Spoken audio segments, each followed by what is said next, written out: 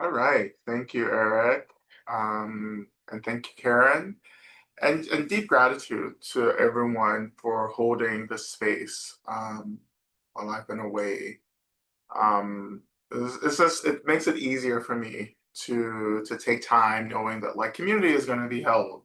So I'm really grateful for everyone who offered practice, who practice led, not just in this space, but in multiple spaces since I've been away. So thank you so much and welcome everyone to our weekly medicine Buddha practice. And deep welcome and gratitude to those of you who are new to this space as well. If you're new, please say hello in the chat as well. We would love to see who's here. And of course, welcome back to those of you who have been practicing for a bit. It's really wonderful. Again, I'm Lama Rod.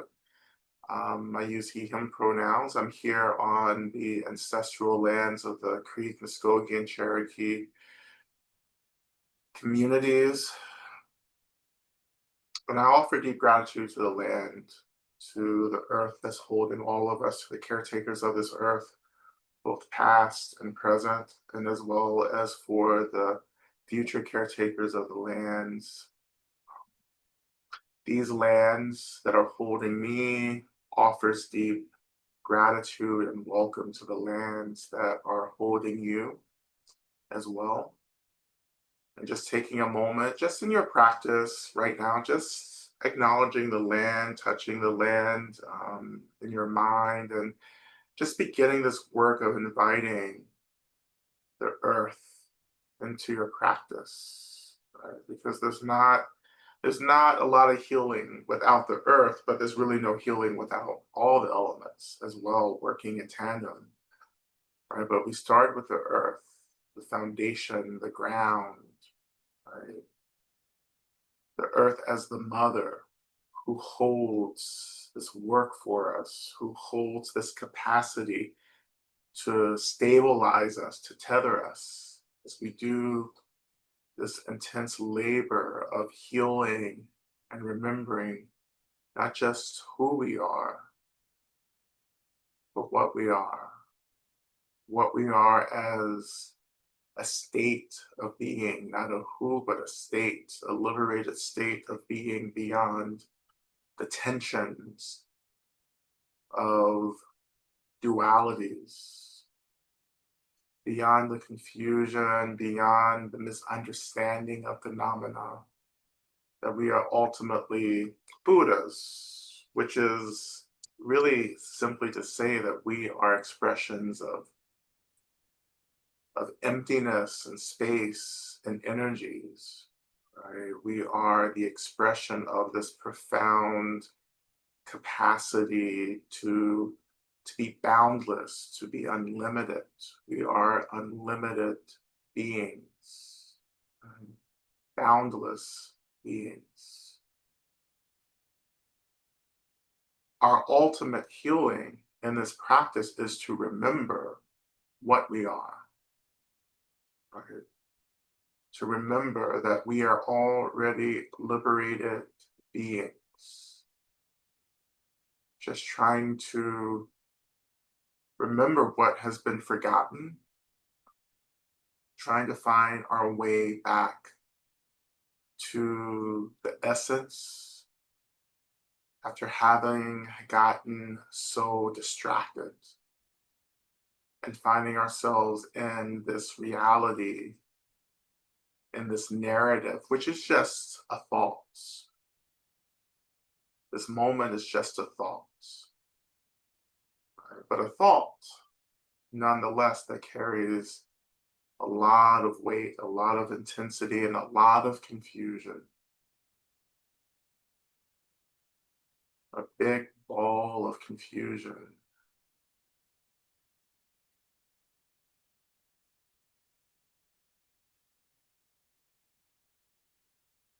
So we enter into our practice with this goal, always in Buddhist practice, in Dharma practice, there's only actually just one goal, which is to get free. which is to remember what we are, not to be happy, not to look good, not to feel great, not to be rich, right? Don't get me wrong, all that's wonderful, I suppose, right? But those are still very samsaric expressions. Like they still keep us spinning in these swirls, these cyclones of confusion and delusion, right? One can find happiness, right? And in the chaos, right? There are many happy people right now, right? As the world falls apart, right? As everything collapses, you can find a little piece of happiness and just stake your claim there. But even that's impermanence. That won't even last. Happiness is not lasting, right? It's a great emotional state, but what we're trying to get back to is the bliss that transcends any way of like any experience that we've ever had. Bliss is the natural expression of what we are, right? That's what we're trying to remember. And when you touch bliss, it will annihilate this confusion, right? Bliss, bliss does not tolerate anything that's not in alignment with the essence of everything, with the true nature of everything. Right? We can't experience bliss until we reawaken, until we remember completely. And no one can experience bliss in the body in this realm. Because again, bliss cannot be held, right, in this ball of confusion. So we are practicing to remember to get back there because that's when we talk about healing in the practice of medicine, we're talking about liberation. We're talking about remembering ultimately. Right? And of course, relatively, we come back to the relative, which is where we're at now. Yes, we're talking about balance. Healing is balance, right? Bringing everything back into balance, bringing our minds back into balance, bringing our bodies and our like bodily systems back into balance, right? And that relative balance that we come into through the practice and through all of our other modalities of healing really creates the causes and conditions for us to reawaken, to remember, right? So the work of balancing in the relative actually helps us to begin to transcend back into the ultimate. So you can't bypass any of this, no matter how much it hurts, no matter how intense it is, right? Because we're being asked to earn our liberation through labor, right? Through the reawakening of love, which again takes us back to the ultimate, the reawakening of deep kindness, the reawakening of real compassion, equanimity, all of these like the boundless experiences that we studied, like these awakenings take us back to what we are. But that work begins in the relative. It begins in this moment. It begins in the world, in our bodies, in our communities, right? It begins as people living through systemic collapse, living through violence, living through genocide, living through fascism, totalitarianism, you name it. We're living through everything except for utopia, right? So the opposite of utopia, this is what we're dealing with, right? And the only way to practice is to lean into this moment, to lean into everything that feels as if it's trying to kill us, to annihilate us, to erase us. There's no other way. And and what's so amazing about this is that I would say all of you chose this. You know, if you're here, you're choosing this. If you're in this life, I think you chose to be here at this moment because you knew that you had to be here for this moment. Because this moment, this systemic collapse, this apocalypse, this isn't like something that just happened. Like this is something that has been planned for and organized for a very, very, very long time.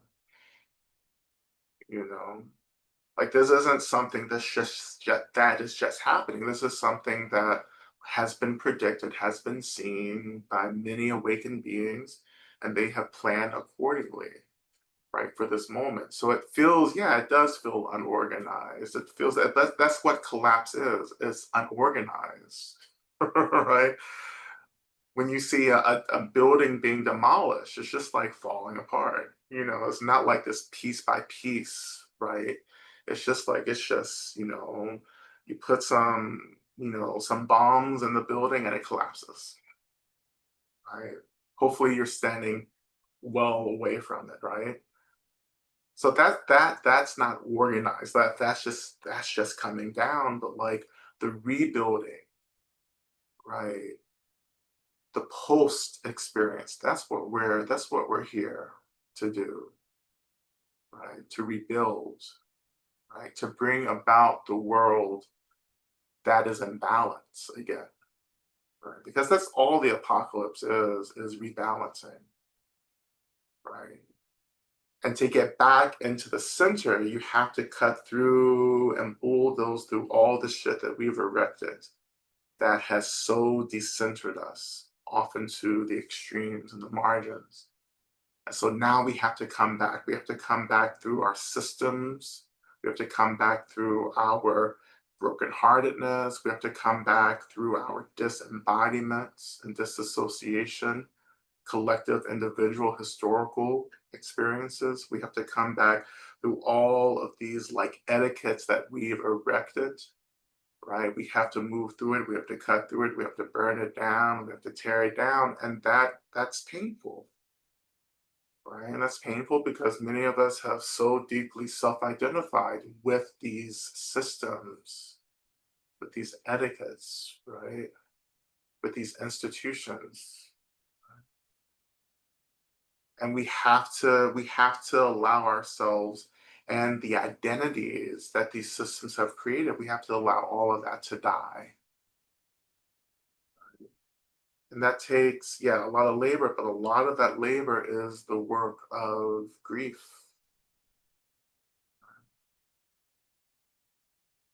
And it's overwhelming and it's intense, right? And it's okay.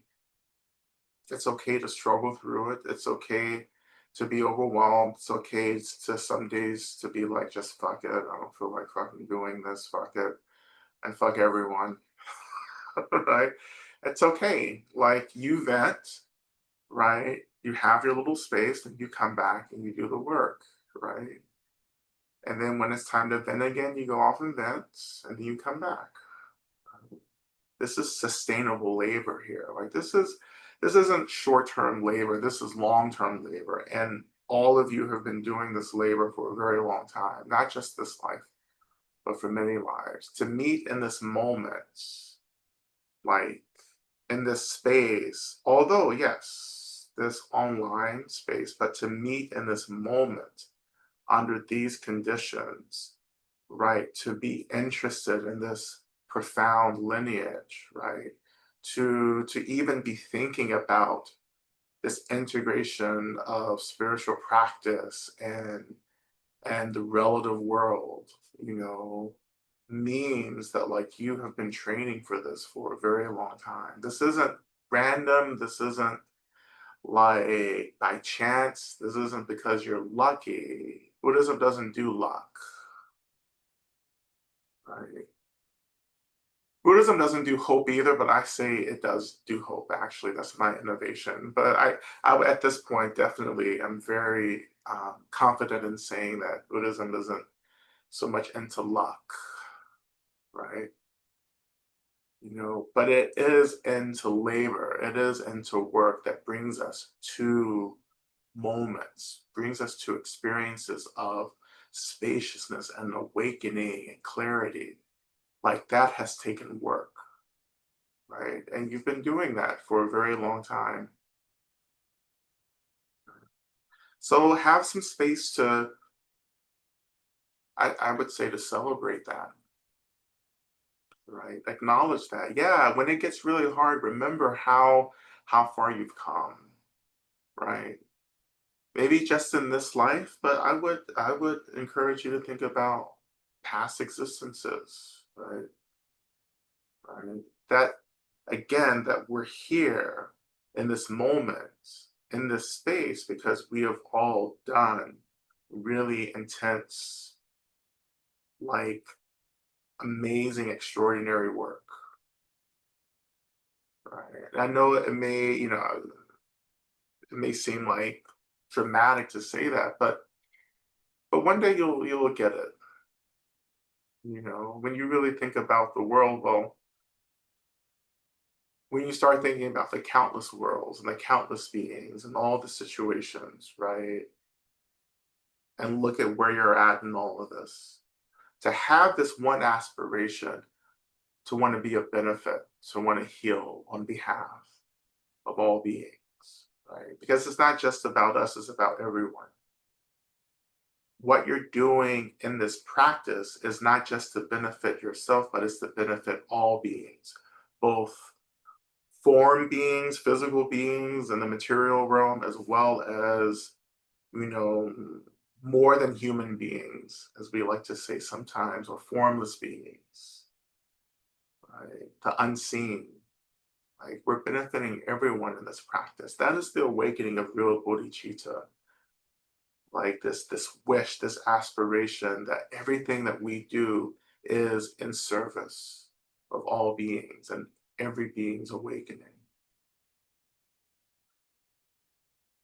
And that's a very courageous aspiration. Bodhicitta takes a lot of courage. Right? And it's the most important thing that I think any human can do.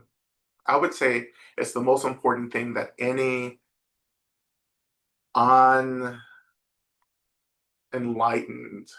being can do, regardless of them being human. But any being who hasn't reached awakening, bodhicitta, or awakened care, as I call it as well in these saints, is the most important thing that we can thrive or work towards.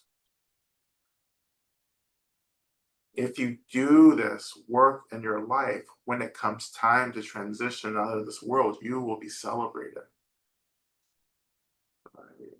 When we read the texts, you always sometimes read texts about how the Buddhas and the Bodhisattvas are celebrating and all this stuff when we like take certain vows and make certain choices, but it's actually true, right? There is such intense gratitude from the Buddhas and from the more evolved Bodhisattvas when they see us making these choices to be of help, to be of benefit, centering this real aspiration to get free on behalf of all beings. They are celebrating because they know how difficult samsara is. They know how hard these realms are, right? And that many of them have put in so much effort to get us free, and how so many beings actually don't even pay attention to all these teachings, right? To all these dharmas across so many traditions and paths and religions, right? There's so much spiritual technology available to us, right? And so many people aren't interested, but we are.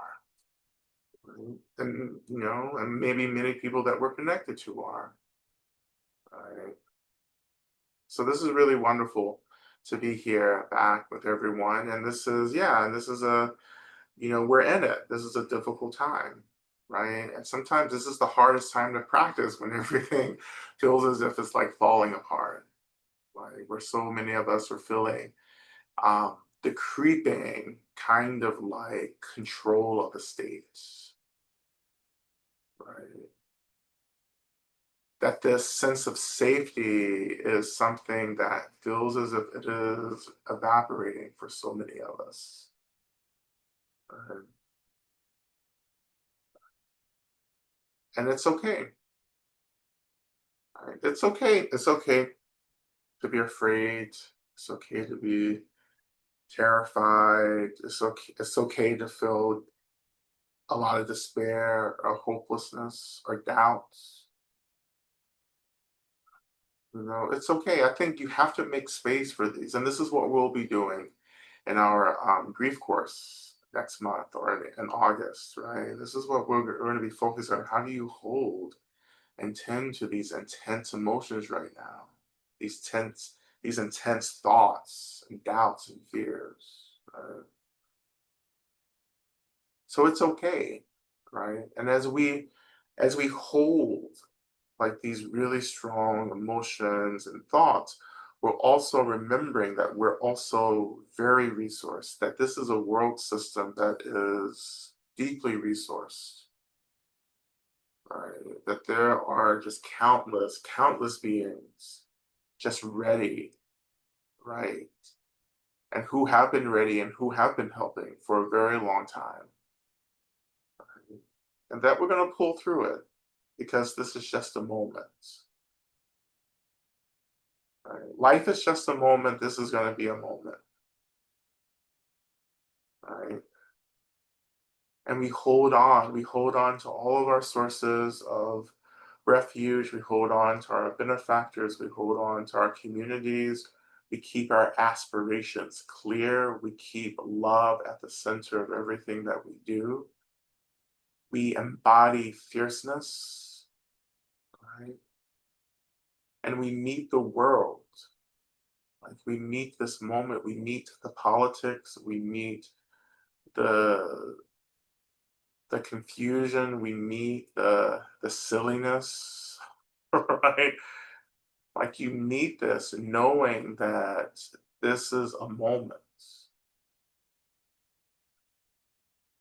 As as I often say, how my mom, when I was growing up, I used to be terribly afraid, super afraid of storms. Like it used to freak me out, storms. And now I kind of go and dance out in storms, but that's another talk. But like, who knows when you kind of become a witch. But anyhow, you and I would just the thunder, the lightning. I was like, oh my God, this is the end. And then my mom would be like, this is just gonna last for a minute. Like the storm just lasts for the night, but joy comes in the morning. Right. And I have always held that. And I feel like that, although, very Christian, I would say even black, liberation teaching. But I also say it's a very dharmic teaching. It's a teaching of impermanence. Everything changes. That's why I teach hope, right? Like everything is going to change and it will change when you get behind the change, when you actually get tuned into the change and embrace change and you change, right? Like when you do the work, like you're helping to bring about something different. And this is what we're doing in our collective practice. We're not just doing our work, but we're doing this collective work of bringing about the new world. Right? And it's coming, because the present world is no longer sustainable. And this is what you're here for. And often, and I say this too, um, an apocalypse is a blessing. Like it is a blessing. It is such a blessing. Um, I'm not saying that like it's a like an act of kindness, because I don't know if this is coming from. It's not coming from a being. It's this collective experience where an apocalypse really just symbolizes that there is healing possible. And here's the path back to the healing, or into the healing, back into balance. So this is a blessing to be here, and it takes a lot to hold. And if you really show up, and if you practice with me, you are showing up, by the way. I don't give you any choices. you know. Um, but if you are practicing, right, if you are showing up to this, then you're riding this, you're eating this, you're consuming this energy, you're grounding, right? You're moving this energy, like you're working and dancing with this energy, which is what is being asked of us, right? Not to just sit still and to feel and to let this density just kind of overwhelm us, but it's to start moving and working, right? And organizing and dancing and laughing, right? Not just the not this isn't necessarily about having fun, but it's about moving energy. This is the point of Tantra, to move the energy, shape this energy, direct energy, not just let it pool and get really dense and we lose capacity for anything, but we have to keep moving with it and shaking with it and rocking with it. You have to feel the spirit moving through you, like that spirit. And well, this is what we call it in the church, but the spirit is what's activating like our capacity to be in this really dynamic fluid relationship with this energy. Let it move you, like let it split you open, let it dissolve you and rebuild you. Like this energy is at our disposal, but don't just let it sit there. Like don't let it just get heavy, right? Like with like anything like if you're working with clay, like you have to keep clay working, or you just let clay sit there and it starts to dry, right? But we're not here to let shit dry. We're here to keep molding this energy, this clay into the world that we want to see. And I promise you, if you keep showing up, if you keep saying yes, on the other side of this, you will awaken to a level of practice and realization that you didn't think was possible in this life. Also, this is why a lot of beings have reincarnated here, because this little shift that we're moving through is a great opportunity to practice, right? So there are beings who have taken on form and bodies in this world because they know that this moment is going to like generate a lot of clarity, right? And a lot of awakening, right? It's like those like what do you call them? Like some of us are these people that like um there's a particular name for them, but anyway, it's like people who just do this really intense shit because of the high, like they do all the extreme kind of like mountain sports and all this stuff everywhere, that's kind of what this is like. Right? This is real extreme, and there are a lot of beings in the universe who are like, well, I'm going to show up for this and ride this, and it's like the big wave. Like it's the big, what was that movie, The Big Kahuna? What was that from? From some old surfing movie, but like it's the ultimate wave is arising, and there are a whole bunch of beings who are here to ride it, and that's fine too. Like that's fine as well, because to ride it, you have to be helping. Like you have to be of help right now. So that's fine. But this is, just this moment of intense transformation. We have to make a choice. Are we going to get clear, or are we going to get more confused? And boy, don't I see people making choices to get more confused. Like that's real easy. That's like sliding down the hill. That's no effort. You just roll down the hill. But what we're doing is climbing the rough side of the mountain. That's a different labor. It's a hard labor. And that labor changes you, right? And our climbing the rough side of the mountain, that labor, everything that's going into this work it's changing us. It's peeling back things. It's rubbing things away. It's smoothing us out so that we become ready for the energy or the frequency of this new world, this new age that's coming about.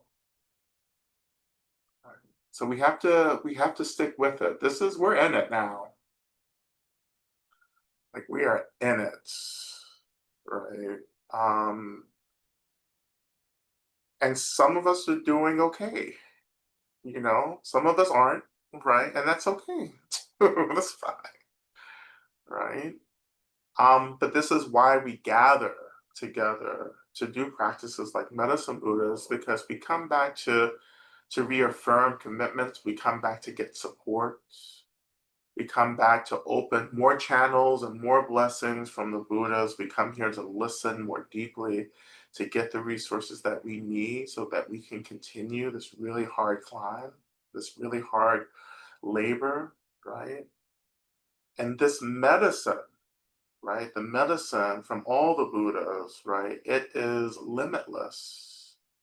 So you have to decide how much you're ready to drink, how much you're ready to take, right?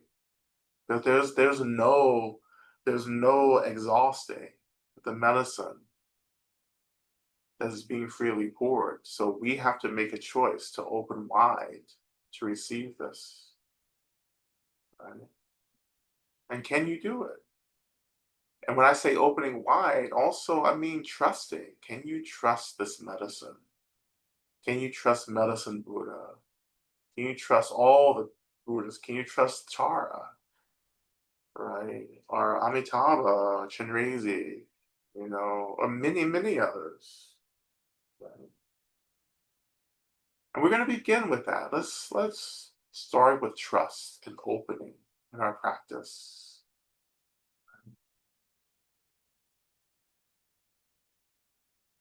And so we're going to begin, just actually, as we always begin, I want you to find your seats, right? Which is, again, just bringing attention to the seat, to the weight of your body, allowing the seat to rise to hold you.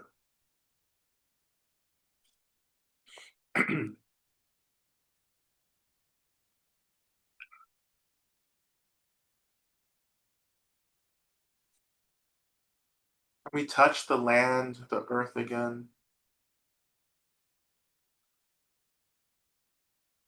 and we offer prayers, aspirations to the earth. And in these prayers, we pray to the earth as the mother, that the earth tether us and ground us, that we feel the love of the earth and of the land, as well as the love of our plant allies and relations, to feel that tethering as an expression of just deep love, deep care for us.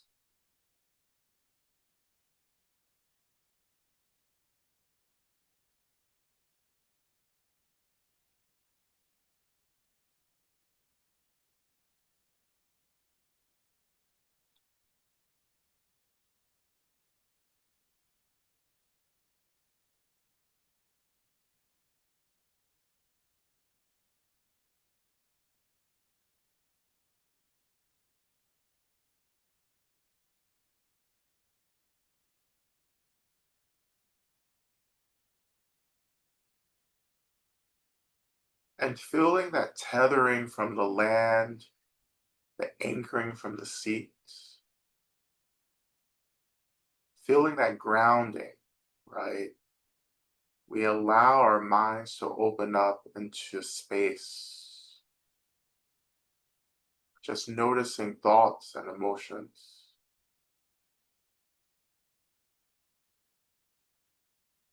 beginning to rest our awareness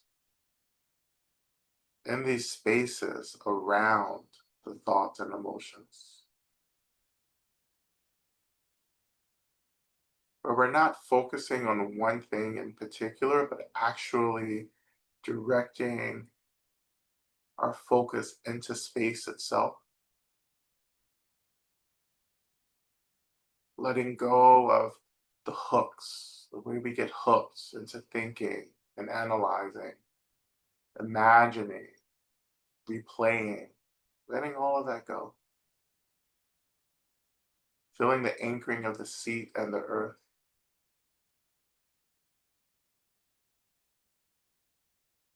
We feel ourselves really close to the earth, not in the middle of the air, but really close, feeling the density of the seats of our bodies, of the land,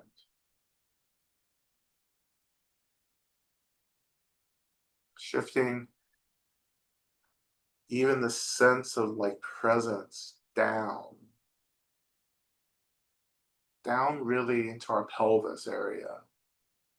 Again, where our bodies and the seat meet, feeling that kind of expression of awareness and being really low in the body.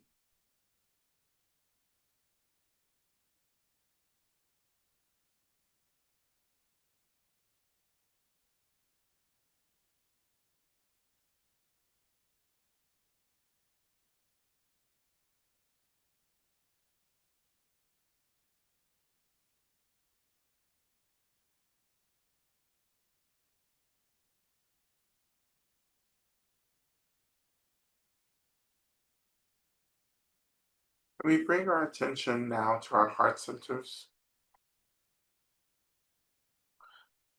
If you like, you can also bring the palm of your hand, the hand up to the heart center, just to create a little bit more of a connection, of a grounding, the upper chest.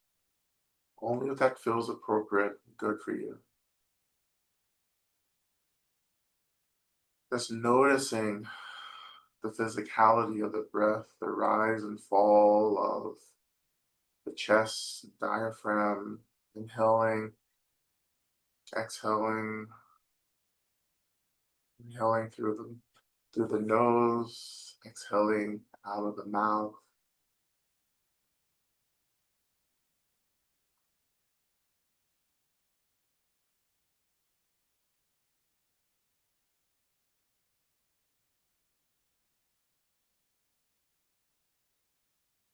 and slightly letting go of the focus on the breath and turning some attention to contemplating, reflecting just on how you're doing in this moment.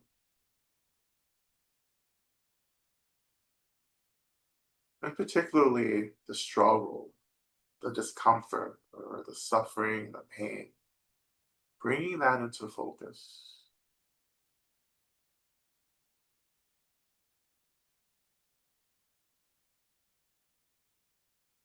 and imagining as we're reflecting that these thoughts, or these energies, these emotions that are being surfaced actually begin to awaken right in your heart center. All the struggles, the fear, the despair, the terror, the grief, the anger, or the loneliness, confusion, apathy, the hate,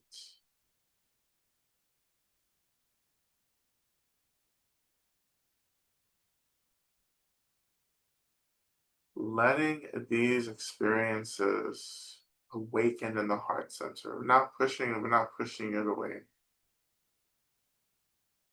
but we're gonna ride it.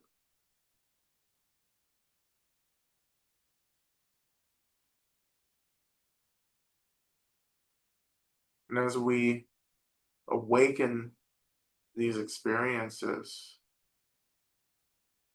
we begin to also reflect on the real facts that we are not the only ones experiencing these emotions, these energies, these thoughts, that we are within a community. We belong to a vast, numberless community of beings that are feeling the exact same way. so that we are not alone.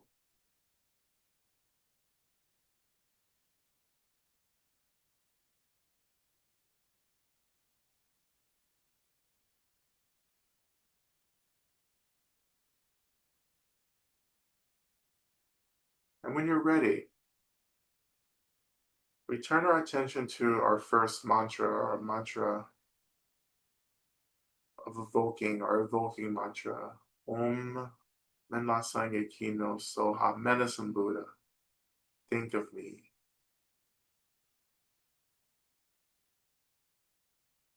And as we chant this, we're just imagining that we're singing to everything that we've surfaced, to all of this discomfort. We're going to start singing to all these experiences that we run away from.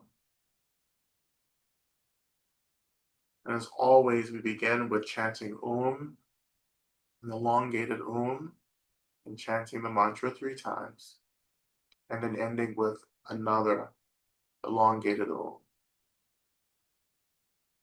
So again, imagining chanting to everything that we've surfaced.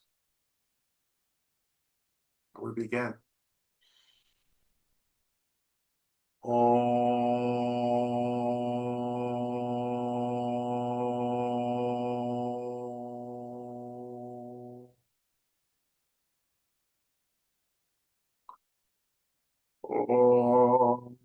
Sangye Hino So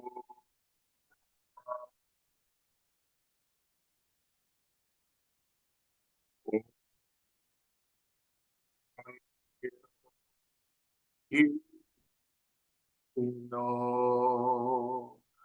So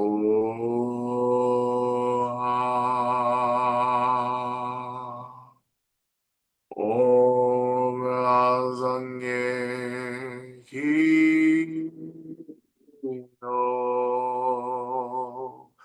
So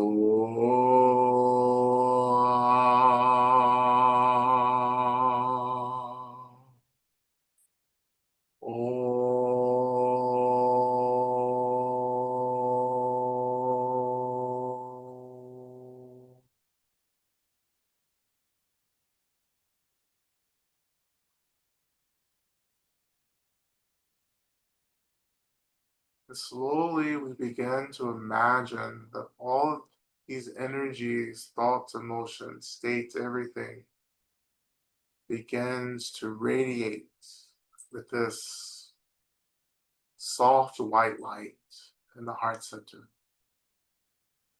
And everything begins to dissolve into this white light. And how everything dissolves back into emptiness.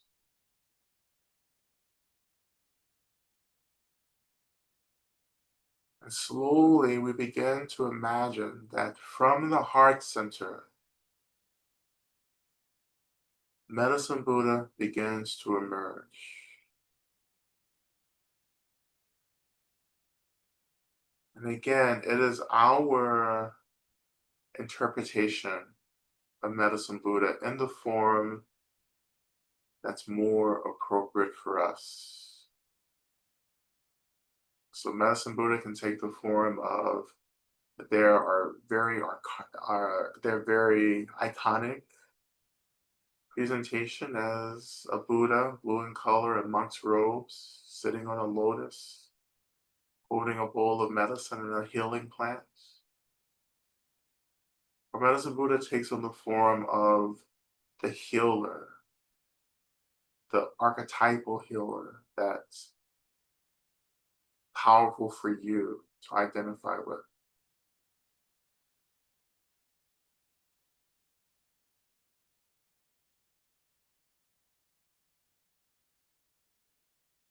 And as Medicine Buddha takes form, and whatever form they're taking for you, Medicine Buddha begins to radiate this brilliant white light through the body as well. And you begin to illuminate. And within your body, within this illumination in your body, we begin to imagine that all of the retinue, all of the healing spirits and deities that accompany Medicine Buddha, who are aligned with this aspiration of liberation for all beings, that these beings, this entourage begins to awaken all throughout your body, in your feet, in your toes, in your knees, imagining that they congregate in any part of your physical body that needs attention and tending to. And as they gather, they also begin to radiate, to glow. And this radiation, this radiance is the energy of healing, the energy of balance itself.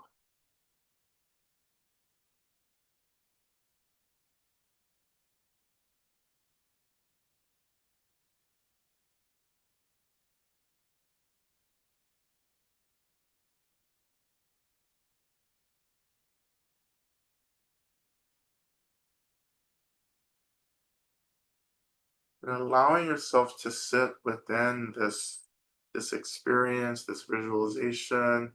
And again, you don't have to experience anything or see anything in the practice. Just having a belief that this is happening is also really powerful.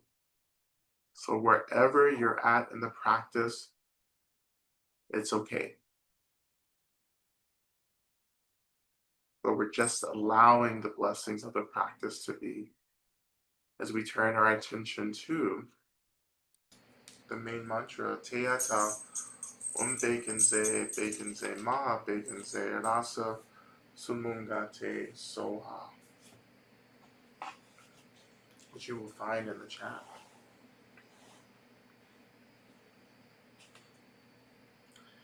And again, you can sit and just listen and allow the blessings of the mantra just to wash through you, or you can join in the chanting in your own space, whatever feels natural and appropriate in the moment. Just trust. Just trust whatever you're being led to do. Okay. And we begin. O te adam begenze, begenze, ma begenze, razus mungate soha. Te adam begenze, begenze, ma begenze, razus mungate soha.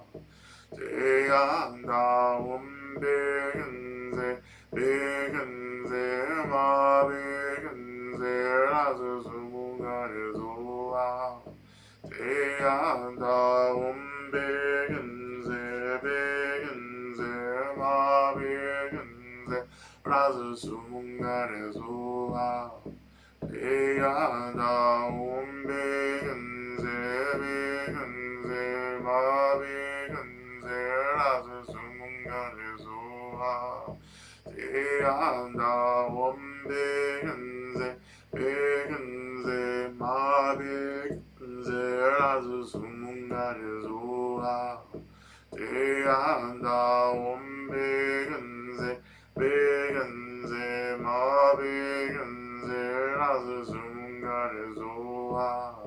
Te adam begenze, begenze, ma begenze, razus mungate soha. Te adam begenze, begenze, ma begenze, razus mungate soha. Te adam begenze, begenze, ma begenze, razus mungate soha. Te adam begenze, begenze, ma begenze, razus mungate soha. Te adam begenze, begenze, ma begenze, razus mungate soha. Te adam begenze, begenze, ma begenze,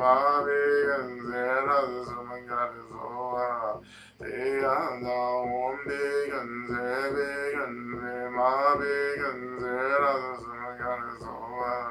They are the one big and ma big and zero suman got his over.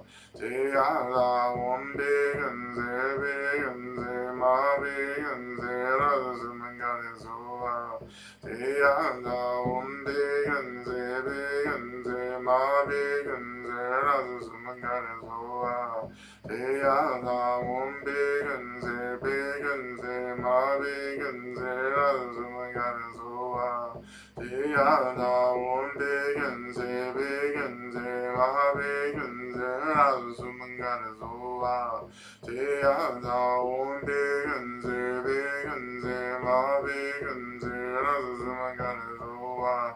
They are the one big and ma big and zero suman got his over. They are the one big and ma big and zero suman got his over. They are the one big and ma big and zero suman got his over. They are the one big and ma big and zero suman got his over. They are the one big and ma big and zero suman got his over. They are the one big and ma big and zero suman got his over. They are the one big and ma big and zero suman got his over. They are the one big and ma big and zero suman got his over. They are the one big and ma big and zero suman got his over. They are the one big and ma big and zero suman got his over. They are the one big and ma big and zero suman got his over. They are the one big and ma big and zero suman got his over. They are the one big and ma big and zero suman got his over. They are the one big and ma big and zero suman got his over. They are the one big and ma big and zero suman got his over. They are the one big and ma big and zero suman got his over. They are the one big and ma big and zero suman got his over. They are the one big and ma big and zero suman got his over. They are the one big and ma big and zero suman got his over. They are the one big and ma big and zero suman got his over. They are the one big and ma big and zero suman got his over.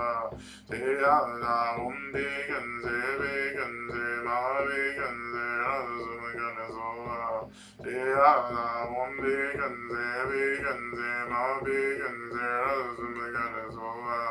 They are the one big and ma big and zero suman got his over. They are the one big and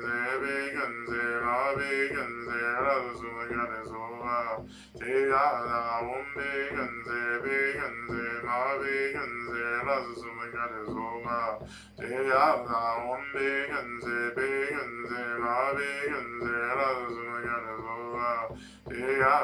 one big and ma big and zero suman got his over. They are the one big and ma big and zero suman got his over. They are the one big and ma big and zero suman got his over. They are the one big and ma big and zero suman got his over. They are the one big and ma big and zero suman got his over. They are the one big and ma big and zero suman got his over. They are the one big and ma big and zero suman got his over.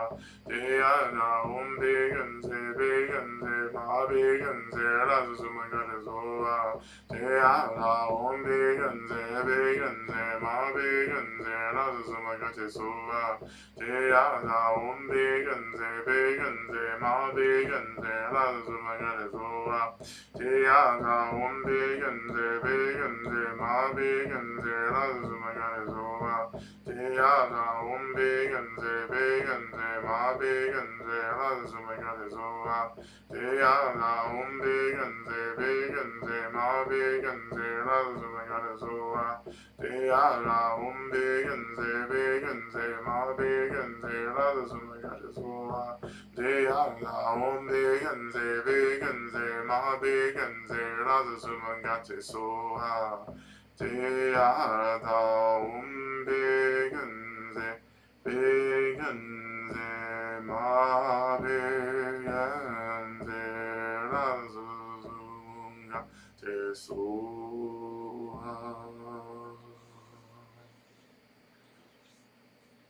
I'm just turning my attention to our prayer requests, and I call into our space all the Buddhas and the Bodhisattvas, Yidams, dormant protectors, all spirits of light, all deities of liberation. I'll call into the space all the elements and all the spirits and the guardians of the elements, all the benevolent ancestors, all of our descendants. We call in all beings across the universe, both form and formless, to hear these prayers and to work on our behalf to bring about the fruition of these prayers on behalf of our community. We're offering prayers of gratitude for this beautiful queer-led abolitionist Sangha, prayers of gratitude for being admitted to the Graduate Theological Union's Interfaith Chaplaincy Certification Program, prayers for my daughter R, that our identification as disabled does not keep her from growth and facing uncomfortable things as we all must do, prayers for guidance for me to model and encourage her in the way that is right for her, prayers for all in my family lineages, my spiritual lineages, and my arts and science lineages, that we may all be healed and free. Blessings to all my benefactors who have been tending so carefully to me and mine.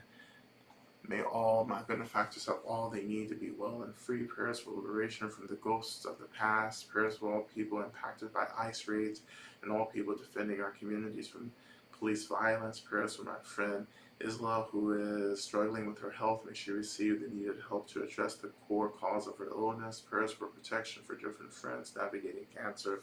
K and C and her family, W and C.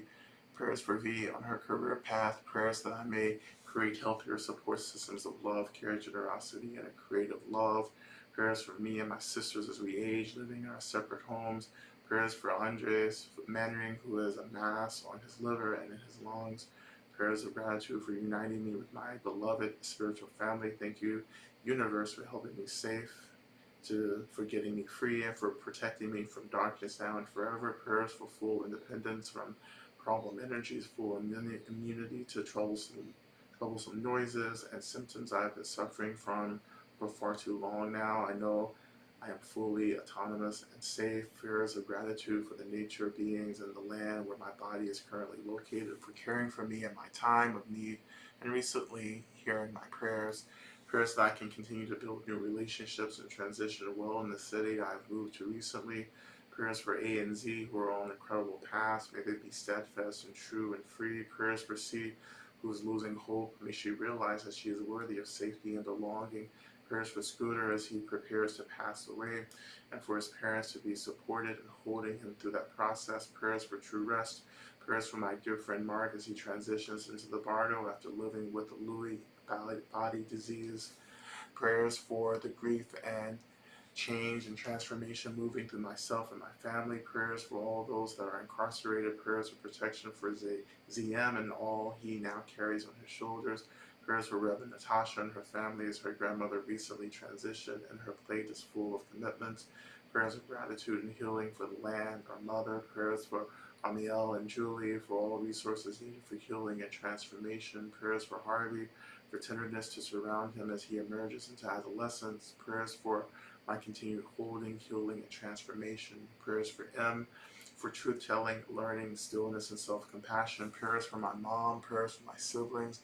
Prayers for long-term health and flourishing for M and P. Prayers for D, for calm to fill her as She navigates letting go of her current relationship, and may she not lose hope and find strength and find a safe place to live where she is nourished in all ways. May I approach conversations at work this week in a way that does not perpetuate more harm.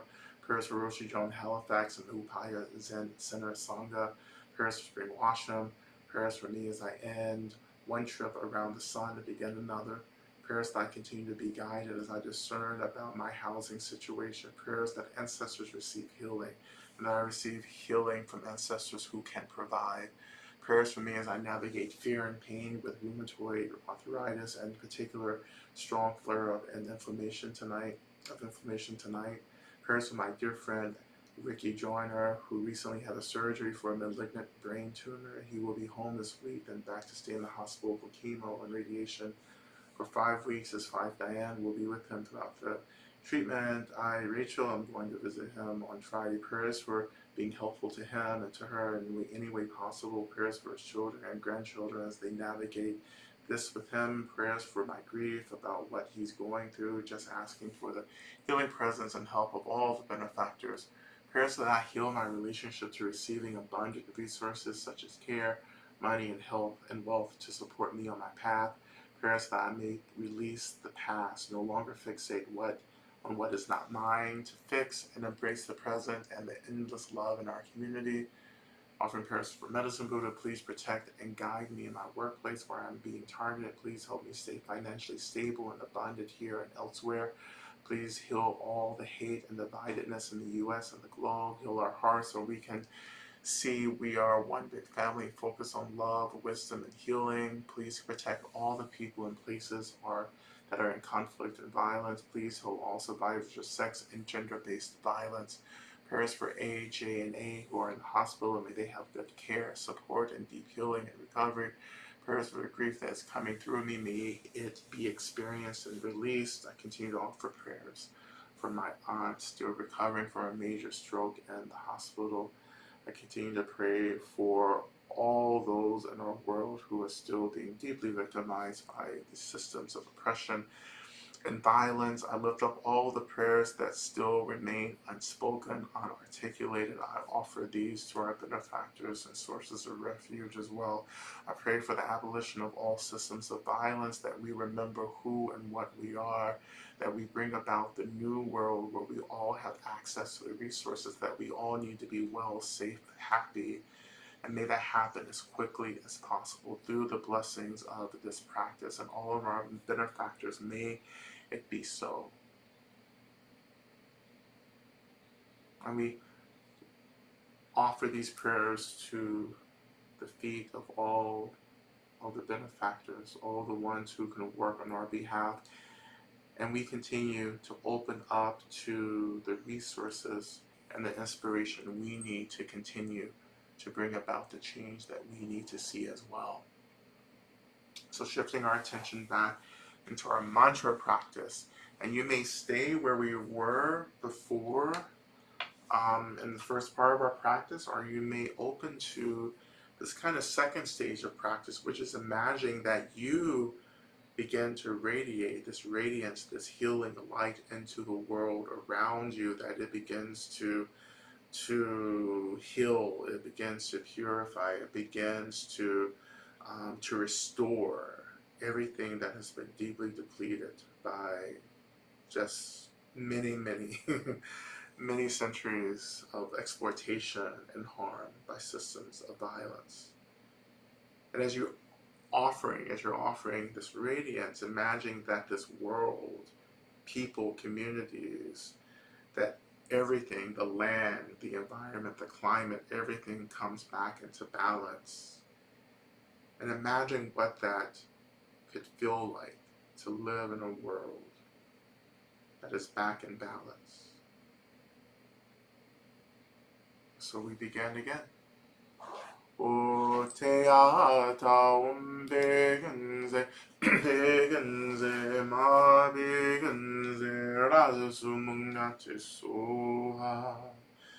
Te ata begenze, begenze, ma begenze, rasu mungate soha. Te ata begenze, begenze, ma begenze.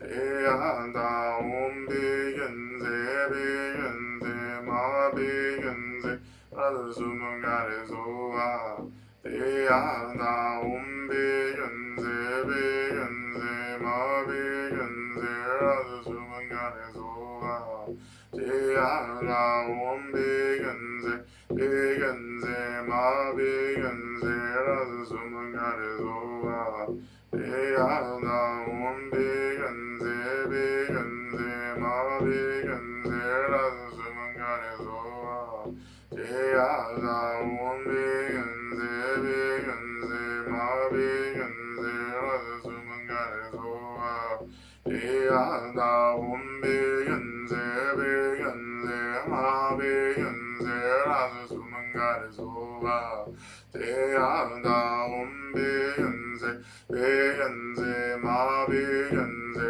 Razumangarizoa Deyada umbigenze bigenze ma bigenze Razumangarizoa Deyada umbigenze bigenze ma bigenze Razumangarizoa Deyada umbigenze bigenze ma bigenze Razumangarizoa Deyada umbigenze bigenze ma bigenze Razumangarizoa Deyada umbigenze bigenze ma bigenze Razumangarizoa Deyada umbigenze bigenze ma bigenze Razumangarizoa Deyada umbigenze bigenze ma bigenze Razumangarizoa Deyada umbigenze bigenze ma bigenze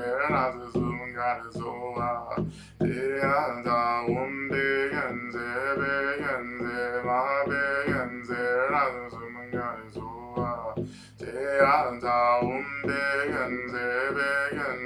ma bigenze Razumangarizoa Deyada umbigenze bigenze ma bigenze Razumangarizoa Deyada umbigenze bigenze ma bigenze Razumangarizoa Deyada umbigenze bigenze ma bigenze Razumangarizoa Deyada umbigenze bigenze ma bigenze Razumangarizoa Deyada umbigenze bigenze ma bigenze Razumangarizoa Deyada umbigenze bigenze ma bigenze Razumangarizoa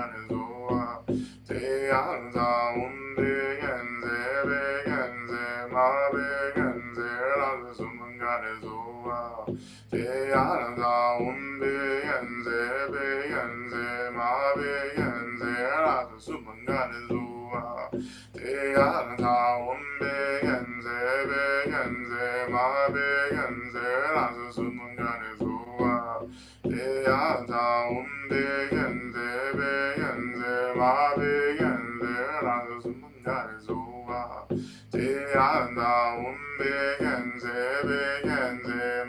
bigenze Razumangarizoa Deyada umbigenze bigenze ma bigenze Razumangarizoa Deyada umbigenze bigenze ma bigenze Razumangarizoa Deyada umbigenze bigenze ma bigenze Razumangarizoa Deyada umbigenze bigenze ma bigenze Razumangarizoa Deyada umbigenze bigenze ma bigenze Razumangarizoa Deyada umbigenze bigenze ma bigenze Razumangarizoa Deyada umbigenze bigenze ma bigenze Razumangarizoa Deyada umbigenze bigenze ma bigenze Razumangarizoa Deyada umbigenze bigenze ma bigenze Razumangarizoa Deyada umbigenze bigenze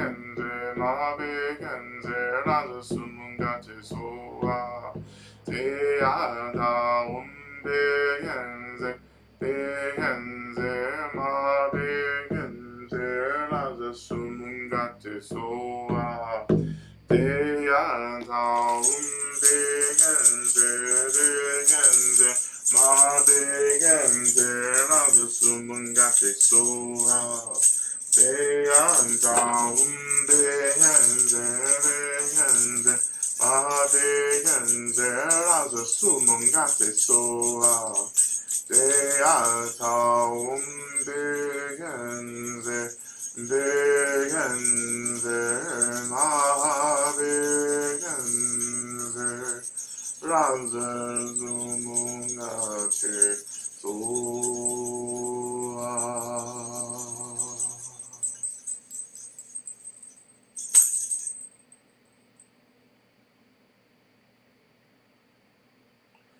So turning your attention back to your body, to the medicine Buddha radiating from your heart center, as well as to the retinue of medicine Buddha throughout your body, imagining that all these beings, including medicine Buddha, begins to dissolve into the radiance of this white light, this healing light. And that this light also begins to dissolve our physical bodies into light.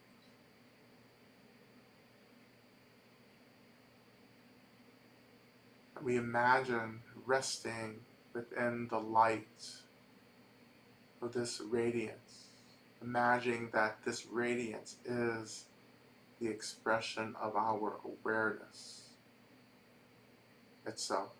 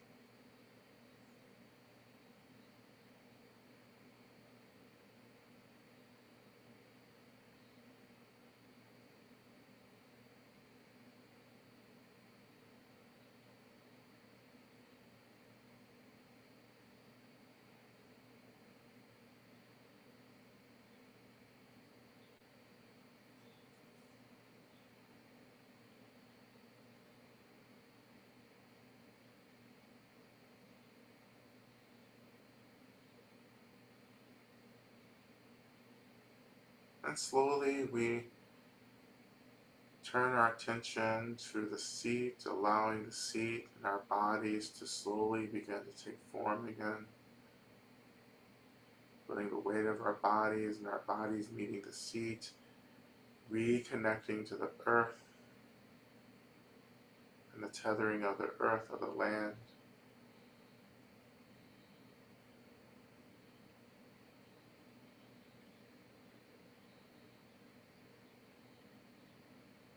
Moving very slowly, we begin to offer some movement back into our bodies to reawaken our bodies. Even moving through at least 3 cleansing breaths.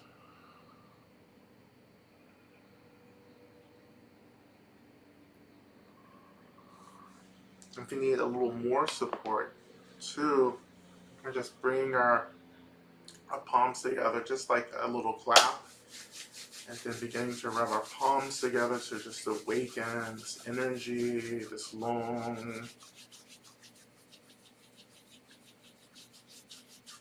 feeling that energy as heat, awakening in our palms. And when you're ready, bringing those palms up to our eyes, to our forehead, to our cheeks, feeling that influx of energy.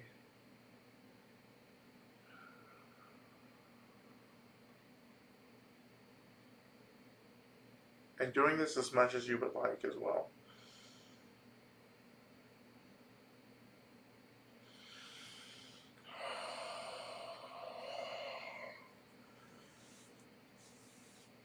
Okay. And when you're ready, bringing your attention to the chat, we say our closing prayer.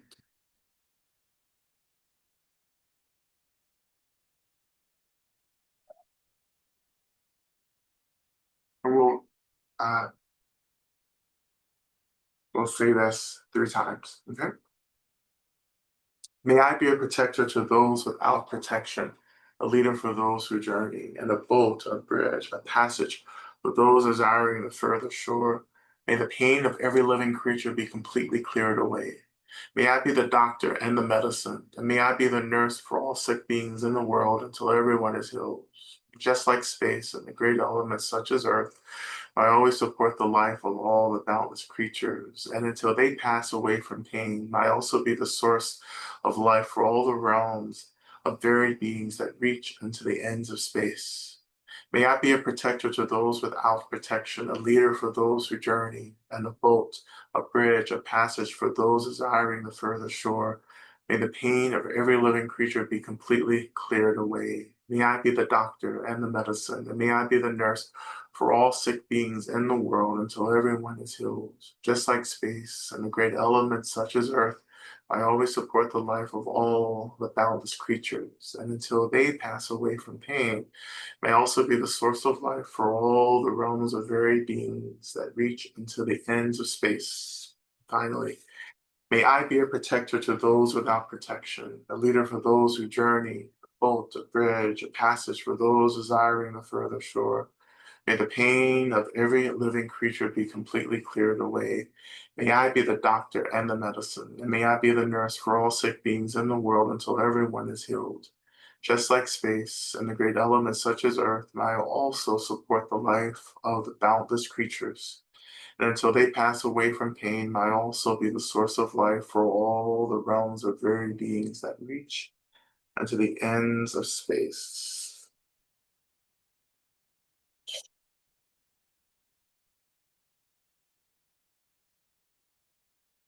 Okay. All right. Thank you, everyone. Um, we will conclude with what Eric will just share wherever's left to share, and then we'll have a little dance.